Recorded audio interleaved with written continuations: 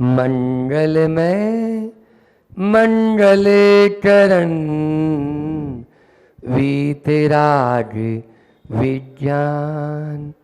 नमो ताई जाते भय अरहंता दीमान।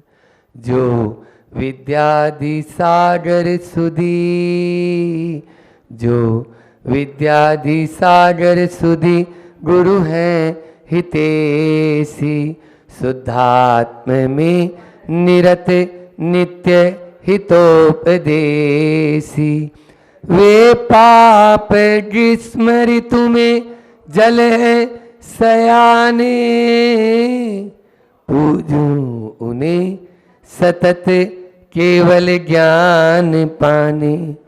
वंदू उन्हें सतत केवल ज्ञान पाने। बोलिए 1008 श्री मुनीश्वरनाथ भगवान की। परम आर्य संत शिरोमणि आचार्य गुरु और विद्यासागर जी महा मुनिराज की। पूज्य मुनि श्री 108 दुर्लभ सागर जी महाराज की। मान स्तंभ वेदी प्रतिष्ठा महामहोत्सव की। कल अपन ने ये जाना था कि हमारी श्रद्धा जब मजबूत हो जाती है तो उसमें कोई संदेह नहीं रहता, उसमें कोई भय नहीं रहता, वह निसंकित हो जाता है। निसंक होकर वह अपने आप को आगे बढ़ा देता है। जब तक मन में धुकधुकी होती है ना, तब तक हम अपने कदम आगे नहीं बढ़ा पाते। क्लियर हो जाता है तो फिर वह आगे बढ़ जाते हैं। दृष्टि की निर्मलता होने पर ही श्रद्धा हमारी मजबूत हो पाती है। उस दृष्टि की निर्मलता के कारण हमारे अंदर में विशेष गुण, जो निसंकित गुण था, वह प्रकट हुआ। आज अपन, क्योंकि समय बहुत गति से बढ़ रहा है और थोड़ा सा इतना देके फिर प्रासंगिक बात भी करना है कि निकांक्षित अंग आगे आपके लिए कह रहा है कि आकांक्षा से रहित होना निकांक्षित गुण है। मैं जानता हूं कि आकांक्षा से रहित कोई नहीं है, मैं भी नहीं हूं। आप क्या, क्यों? अभी आप यहां बैठे हो तो बिना आकांक्षा के बैठे हो क्या? महाराज जी के कुछ शब्द मिल जाएं और मैं बैठा हूं तो भैया कुछ सुना देंगे इनको। दोनों की आकांक्षा है या नहीं है? लेकिन 4 शब्द दे रहा हूं आज। आकांक्षा, भोगाकांक्षा, दुराकांक्षा और निष्कांक्षा। फिर से रिपीट कर देता हूं। आकांक्षा, भोगाकांक्षा, दुराकांक्षा और निराकांक्षा या निष्कांक्षा। ये तो ये 4 हैं हमारी आकांक्षा। अभी हम इच्छा से रहित नहीं हुए, मन में इच्छा है, लेकिन कौन सी इच्छा? क्या भोगों की इच्छा तो नहीं है? यहां पर शुभ इच्छा लेकर बैठे हो आप लोग। वेदी प्रतिष्ठा का इतना बड़ा आयोजन कर रहे हैं। हम नासिक में प्रवेश नहीं किए थे, उसके पहले ही ठोले जी, वो ड्रिप क्या है, वो ड्रिप भारत आपकी, तो वो ड्रिप भारत में पहुंच गए। वहां पर श्रीफल लेके, महाराज जी हमारा ऐसा वहां पर आयोजन होना है, आपके सानिध्य में प्रतिमाएं इंतजार कर रही है। भगवान बैठे हैं साइड में दीवार के ऊपर, समझ में आ रहा है? वो भगवान आज उच्चासन के लिए तैयार हैं और हम सब उनको उच्चासन पर विराजमान करना चाहते हैं। ये आकांक्षा पूरी नहीं है, लेकिन भोगों की आकांक्षा केवल बुरी ही है। आचार्य समंतभद्र स्वामी से पूछा कि कौन सी आकांक्षा खराब है, तो उन्होंने भी 4 ही बात बता दी। उन्होंने भी 4 बात बताई, एक कारिका दे दी कि कर्म पर वसे शांते दुखे रंतरितोदय पाप बीजे सुखे नास्ता श्रद्धा नाम आकांक्षणा स्मृता। ये अनाकांक्षित कब होंगे हम? आकांक्षा से रहित होना चाहते हो, निराकांक्षा की ओर अपने कदम बढ़ाना चाहते हो, तो ये 4 बात आज यहां से गांठ बांध कर ले जाना। बिल्कुल हजारों साल पहले बोल दिया।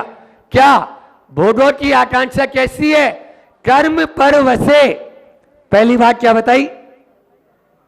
कर्म के वश में है। पत्नी ने अच्छी चाट बनाई, आपके लिए, लेकिन मुंह में छाला हो गया। बोलो खाओगे क्या वो चाट? अच्छा मान लीजिए हलवा बनाया था लेकिन डिसेंट्री हो गई। कर्म पर वसे, कर्म के वश है, असाता कर्म का उदय आएगा। कुछ नहीं, डॉक्टर साहब बोलते हैं क्या खाना है? बोले लू की रोटी। बोले और गम खाना है, बस आराम से, और कुछ नहीं खाना है। लू की रोटी और दाल का पानी, इसके अलावा नौकर चाकर गुलछर्रे उड़ा रहे हैं और सेठ जी लू की रोटी खा रहे हैं। ये एक बार पत्नी चले गई, थोड़ा सा नौकर जो है वो, जो नौकर रोज काम करता था वो काम करने वाला आया और उसने सेठ जी की थाली में रोटी परोसी। सेठ जी की थाली में रोटी परोसी दूसरे नौकर ने, जो नौकर बना रहा था वो अंदर था। इधर दूसरे नौकर ने सेठ जी की थाली में रोटी परोसी। अब सेठ जी तमतमान गए, क्या है ये सब, ये इतना घी, ये क्या लगा रहे हो, इतना घी बर्बाद करोगे तुम लोग, तब और बीमार करोगे क्या मुझे? तब वो दूसरा नौकर जो अंदर काम कर रहा था वो आया, बोलता है कि नहीं सेठ जी, गलती से इसने मेरी रोटी आपकी थाली में परोस दी, मेरी रोटी आपकी थाली में परोस दी, ये तो मेरी वाली थी। ये स्थिति है अभी वर्तमान में, हो ही रहा है, इसी प्रकार से चल रहा है। तो कर्म परवसे, दूसरा है शांते, शांत यानी स अंत, अंत से सहित है, अंत से सहित। जैसे रसगुल्ला आपको रस देता है, कब तक? बोलो ना, बहुत अच्छा लगता है। पहला रसगुल्ला खाते हैं कितना बढ़िया लगता है, दूसरा खाते हैं तो और थोड़ा सा आनंद आता है, बोले नहीं अच्छा है। तीसरा है तो 3 गुना आनंद आता है क्या पवन जी? बोलो, तीसरा रसगुल्ला जब खाएंगे तो 3 गुना आनंद नहीं होगा। अब कम हुआ, कैपेसिटी मान लीजिए 50 रसगुल्ला खाने की थी और खा लिए, अब यदि एक और दे दिया तो 50 भी बाहर हो जाएंगे। बोलते ना प्लीज एक और, नहीं अब उल्टी हो जाएगी भैया, अब नहीं ले सकते, अभी तक तो सुल्टी हो रही थी, समझ आ रहा है? तो दुखे कर्म पर्व से शांत, ये शांत है, अंत से सहित है। आप जैसे हवा मिठाई होती है ना, वो हवा मिठाई कैसी होती है? मुंह में ली और खत्म। एक आती थी पहले, लाल पीली नीली चलती थी वो, हाँ गोल गोल, क्या बोलते हो आप लोग इधर? हाँ, अब वो गुड़िया के बाल अपने अच्छा नहीं, किसी के बाल खाना अच्छा थोड़ी है, चाहे कोई के भी बाल हो। हाँ, तो बाल नहीं खाना है। अब अन्य तो वो हवा मिठाई, वो ऐसे दिखती आजकल 5 स्टार होटलों में मिलती, बताया, ऐसा सुना था मैंने कि वो देते हैं अभी। तो इस प्रकार से बस ऐसे ही वो अंत से सहित मुंह में लिया, पता ही नहीं कहाँ गई। बच्चे लोगों के लिए होती है आकर्षित करने वाली, तो ऐसा। तो कर्म पर्व से शांते।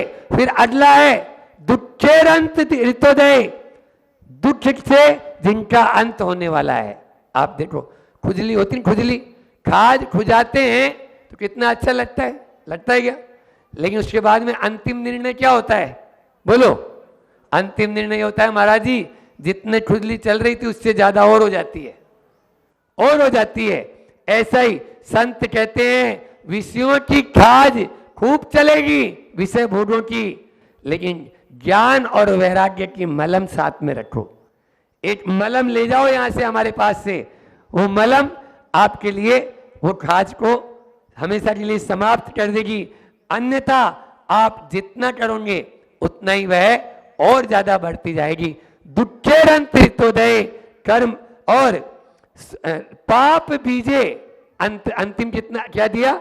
चौथा, पहला दिया कर्म पर वसे और दूसरा दिया शांत, तीसरा दिया दुखेरंत ऋतोदय और पाप बीजे, पाप के बीज हैं ये।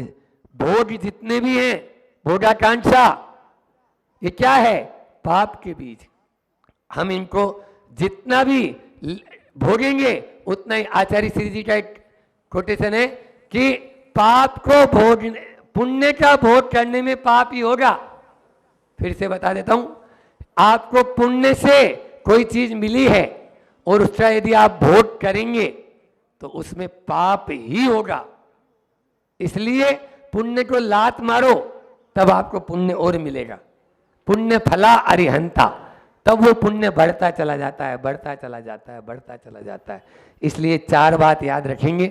आज अपन ने अभी यहाँ पर घट यात्रा का जुलूस निकला और ध्वजारोहण भी अभी अपन कर ही रहे हैं, तो इसके बारे में बता दें कि ध्वजा हमेशा ऊपर की ओर लहराती है। ऊपर की ओर लहराती है ना, ये भी कहती है कि संसार में तुम्हें हमेशा ऊपर की ओर उठना है, नीचे की ओर नहीं जाना। पहले काम तो ये है। फिर ध्वजा में कपड़े की ध्वजा होती है, तो वो क्या करती है, बोले मेरी तरफ नरम बन, कड़क मत बन। कड़क बनेगा तो कभी लहराएगा नहीं, फहराएगा नहीं, और नरम अपना स्वभाव रखेगा तो मेरी तरह लहराता रहेगा।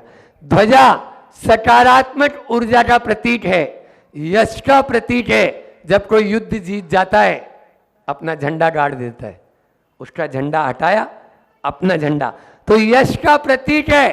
और ध्वजा देखते ही आपके जैसे मान लीजिए ऊपर से यदि कोई विमान भी जा रहा है, तो वो विमान भी थोड़ी देर के लिए रुक जाएगा।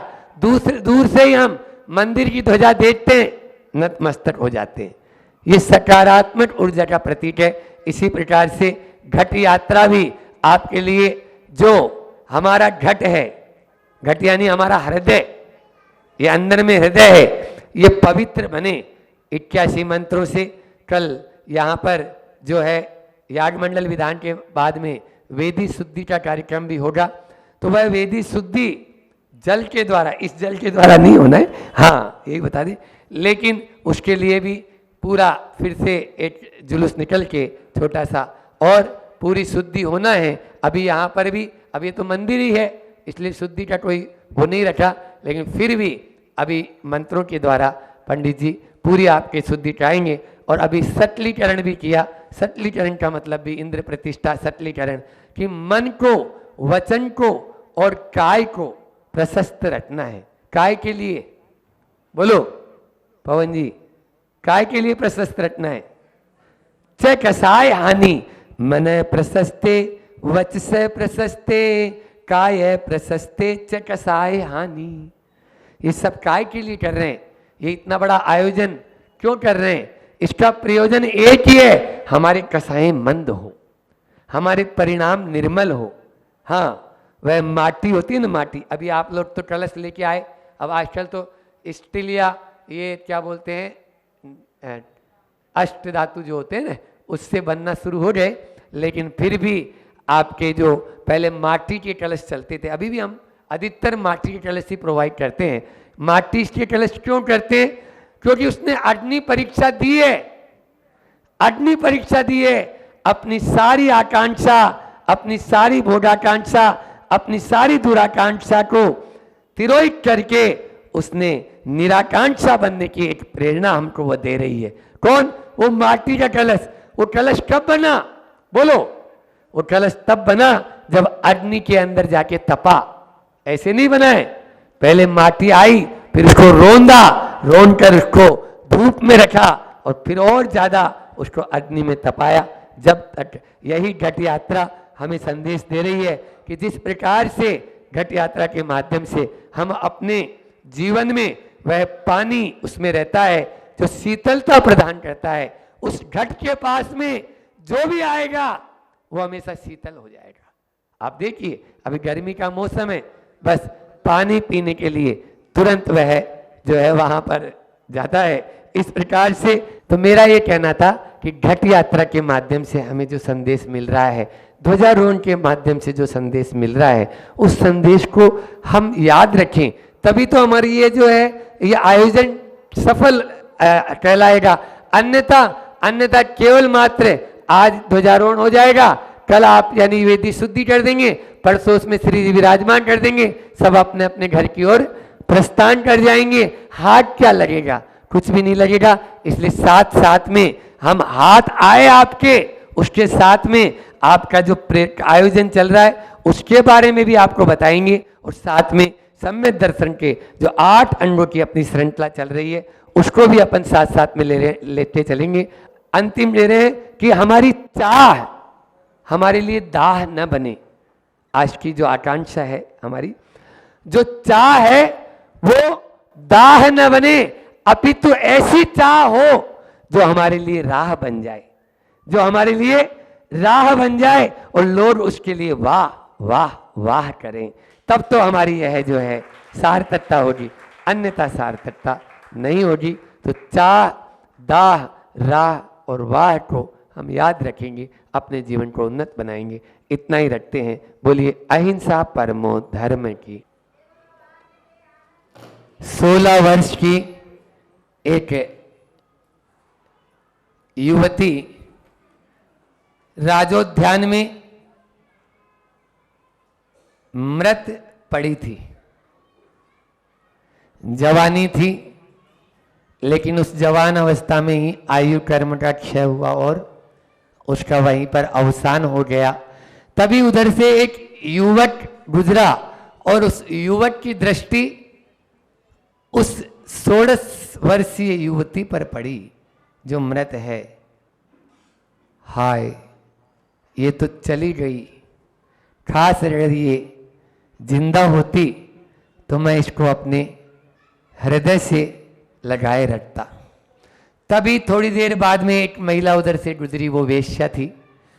उस वेश्या की दृष्टि भी उस युवती पर पड़ी और वह वेश्या सोचती है, यदि ये पहले मेरे पास में आ जाती तो मैं लाखों रुपए इसके माध्यम से कमा लेती।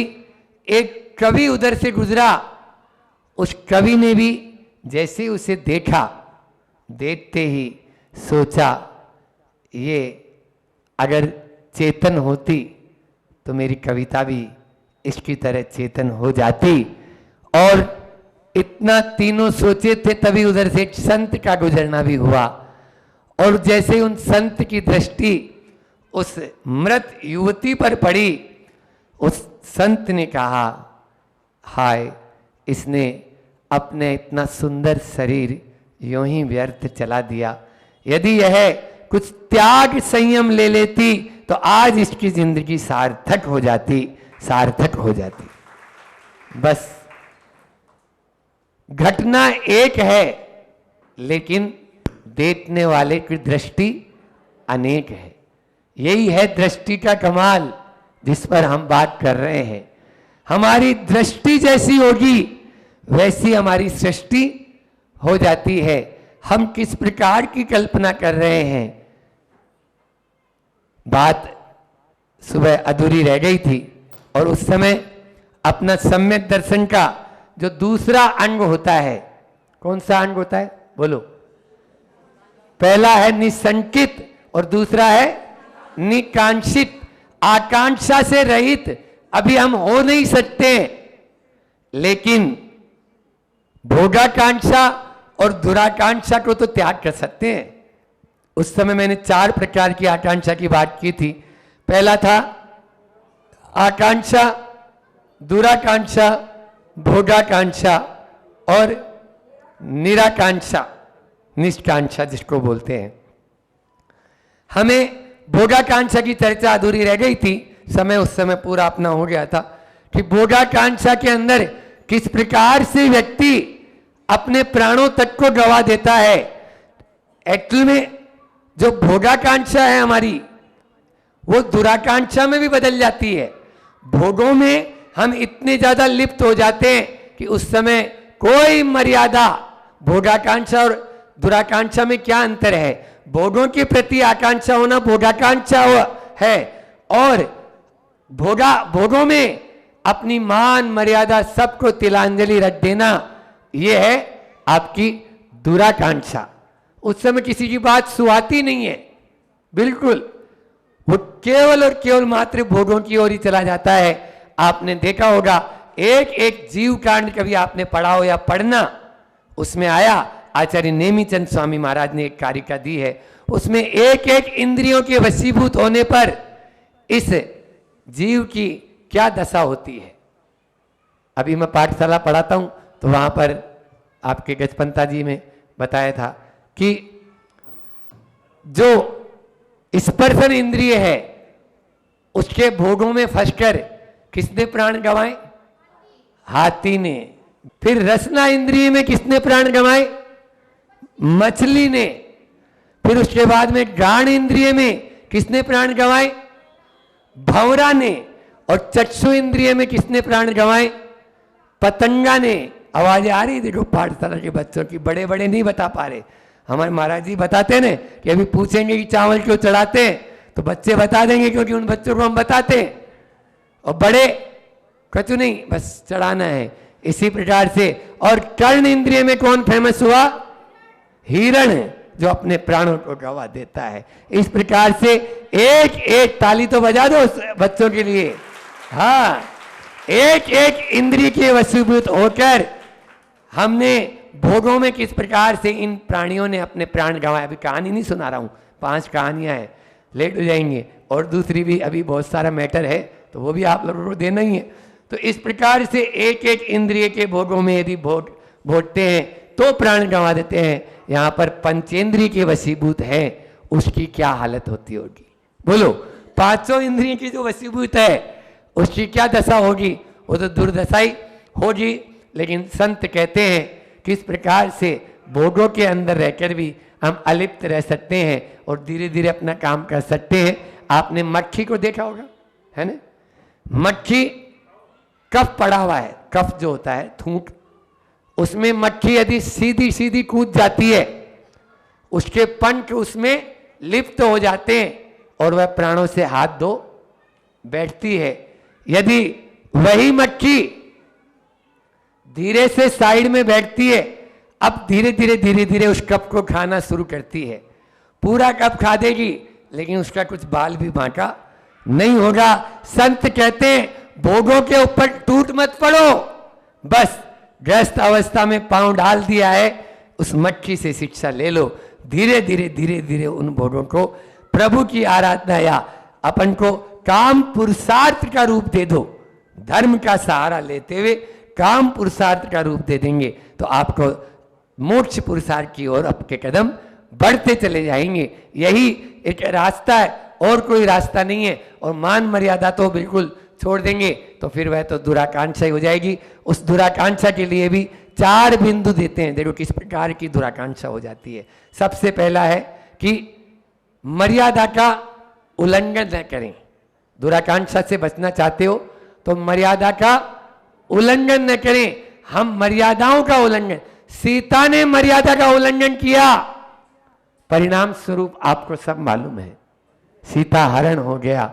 और युधिष्ठिर ने या पांडवों ने मर्यादा का उल्लंघन किया तो द्रौपदी का चीर हरण हो गया। बोलो, सीता हरण या चीर हरण हो, दोनों की बात यही। वो तो खैर पूर्व काल की बात थी, आज तो मर्यादाएं तार तार हो गई है, तार तार हो गई है।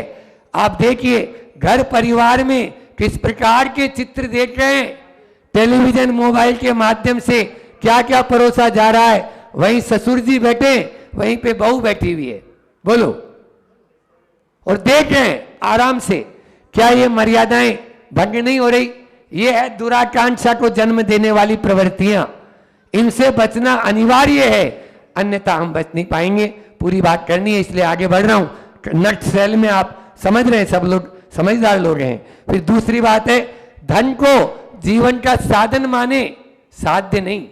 धन के पीछे किस प्रकार की दुराकांक्षा हो जाती है कि पिता को ही अलग कर देते हैं, भाई का कत्ल करवा देते हैं। एक नहीं अनेकों प्रतिदिन उदाहरण, बड़े बड़े स्कैंडल हो रहे हैं। 5-5, 10-10 हजार। वो मालिया देखो भाग गया लेकर, समझ में आ रहा है? तो इस प्रकार से ये हो रहे या नहीं हो रहे, किसके प्रभाव से? ध्यान रखो। मानते हैं नाव को चलाने के लिए पानी की आवश्यकता होती है, लेकिन नाव के नीचे पानी सही है, नाव के अंदर पानी हो तो बोलो ना। इसलिए संतों ने कहा है, हमारे यहां तो महावीर स्वामी और मुनि सूरतनाथ भगवान कह रहे हैं खूब धन कमाओ, धनाढ्य बनो। महाराज जी क्या उपदेश दे रहे हो आज, क्या बात है?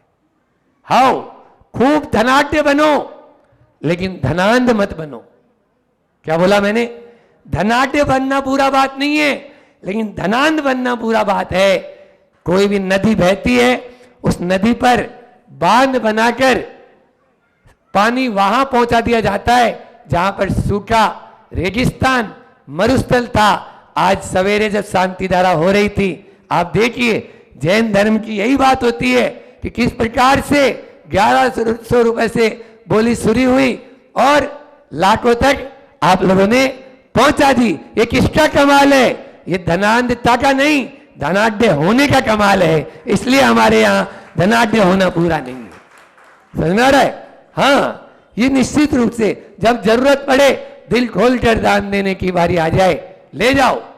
ये है वो तभी होगा जब हम जीवन में अपने आप को, पैसा जीवन के लिए जरूरी है, लेकिन पूरा जीवन उसी पैसे को कमाने के लिए ही खपा दे, ये तो समझदारी नहीं है ना।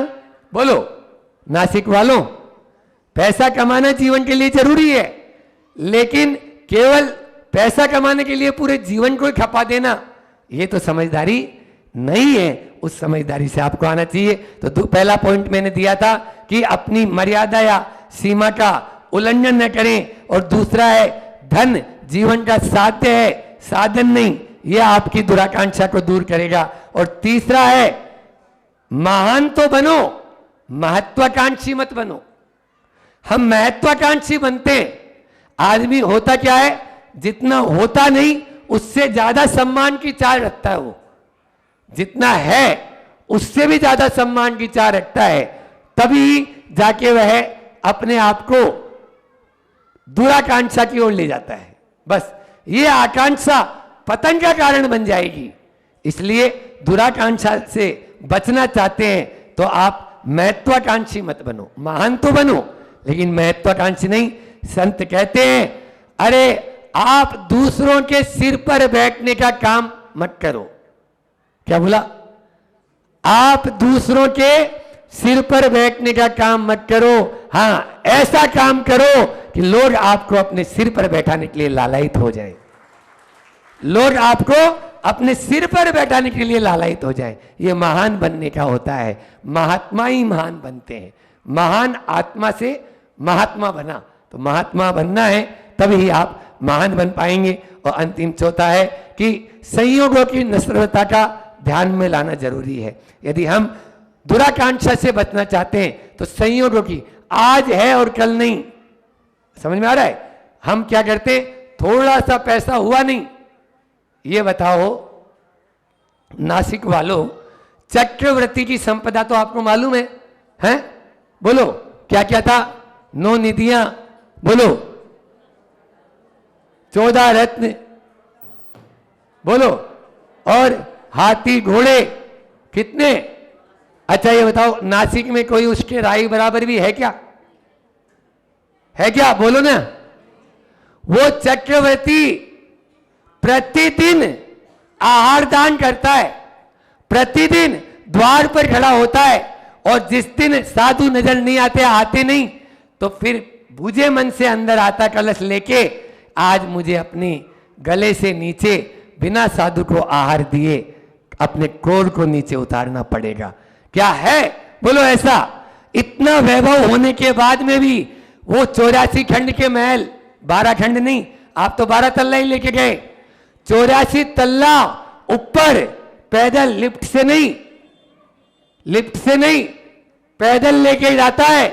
और जाते जाते महाराज से आगे आगे चलता है, बोलता है महाराज जैसे ये सीढ़ियां घूमी हुई है ना, इससे भी ज्यादा घुमावदार मेरा मन है। ये लिखा हुआ है शास्त्रों में।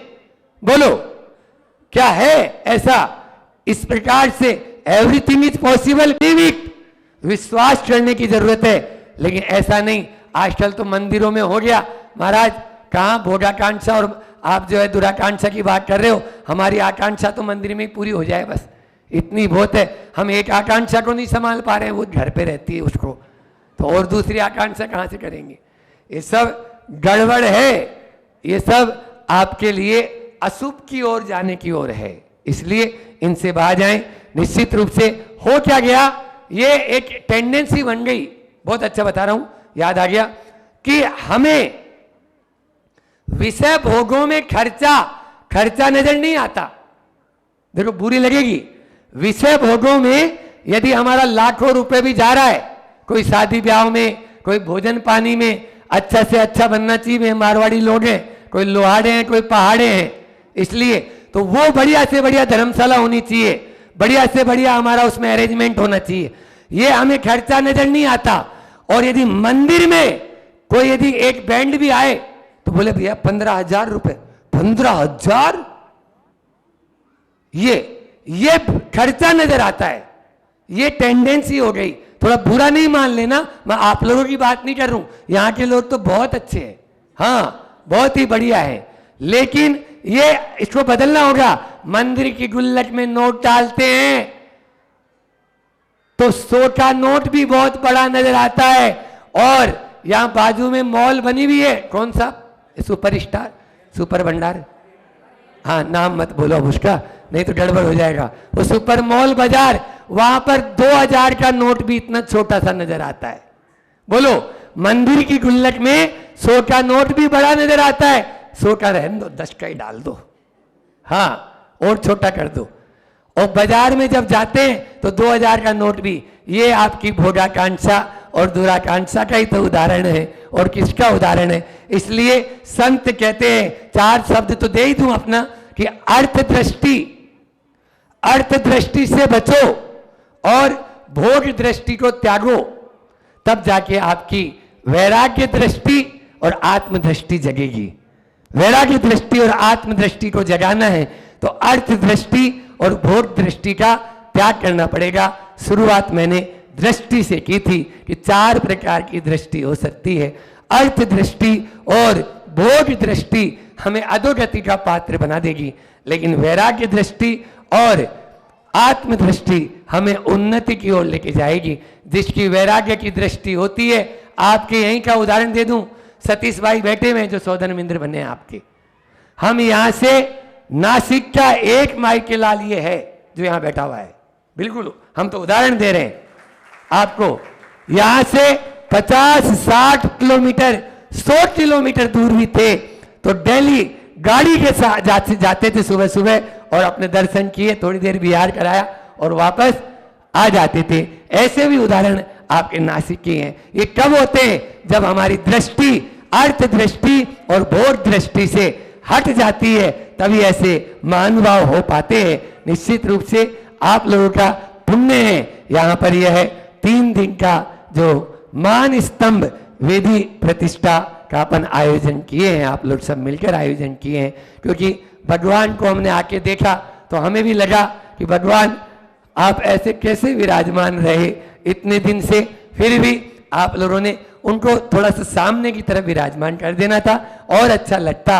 और फिर अब उनको आप उच्चासन, बढ़िया मान स्तंभ में उच्चासन दे रहे, निश्चित रूप आप लोगों का पुण्य और अपने मान को गलित करने का उदाहरण। और एक मेरे मन में एक बात आई थी कि बड़े बुजुर्ग हो गए भैया, अब ठोले जी के घुटनों में दर्द हो जाए, मान ली लिफ्ट तो है नहीं और ऊपर चढ़ नहीं सकते, तो कम से कम मान स्तंभ के माध्यम से आपको दूर से ही दर्शन हो जाएंगे। बड़े बुजुर्गों को नीचे से ही दर्शन हो जाएंगे। बहुत अच्छी भावना के साथ में यह कार्य आप लोगों का संपन्न है, सानंद संपन्न हो, इसी भावना के साथ में समय भी अपना हो ही रहा है। जो आज अपन ने सुबह एक कारिका पढ़ी थी, कौन सी कारिका पढ़ी थी, कोई को याद है? समंत भद्र स्वामी की एक कारिका के माध्यम से मैंने अपनी बात की थी 4 बात, कि कर्म पर वसे शांते दुखे रंत ऋतोदय पाप बीजे सुखे नास्ता श्रद्धा नाकांक्षा स्मृता। आकांक्षा से रहित होना है तो इन 4 बातों को याद रख लेना। कर्म के परवश हैं जितने भी भोग मिले हैं, और शांत है, अंत सहित है। दुखे रंत, उनका अंत दुख के साथ ही होता है। और पाप के, बोलो ना, पाप के बीज हैं, ये पाप बीजे हैं। लेकिन आचार्य कुंद स्वामी तो और इससे आगे की बात करते हैं, इतने में तेरा काम नहीं, और इससे आगे कि आकांक्षा से या चाह से रहित होना है तुम्हें। जब निश्चय में डूब जाएगा तो फिर केवल मात्र तू है और कोई भी नहीं है, तेरी आत्मा है। तो वो कह रहे जो न करे दुर्कंकम कम फलेषु वा सव्यधामेषु सो निकंको चेदा सम्मा दिट्ठी हवे जीवा। वह जीव सम्य दृष्टि होता है, वही निकांक्षित अंग का सच्चे रूप में पालन करता है, जो सर्व धर्म से ऊपर की ओर उठ जाता है, सारे कर्म फलों से ऊपर उठ जाता है, वही निश्चय निकांक्षित अंग का पालन कर सकता है। और आचार्य श्री जी ने पद्यानुवाद, बहुत सुंदर पद्यानुवाद किया है। कर्मों पर जो निर्धारित है स्वभाव जिसका शांति रहा, सुख सा दिखता किंतु दुख से बड़ा हुआ निर्भांति रहा। पाप बीज है इंद्रिय सुख है, इसमें अभिरुचि ना रखना, अनाकांक्ष में अंग रहा है सम्यक दर्शन का सुख झरना। यह सम्यक दर्शन का सुख झरना है जो हमें आकांक्षा से रहित कर निराकांक्षता की ओर लेके जाते हैं। हम निराकांक्षी बनेंगे तभी हमारा कल्याण हो पाएगा। इतना ही रखते हैं। बोलिए अहिंसा परमो धर्म की। आचार्य गुरुवर विद्यासागर जी महामुनिराज की।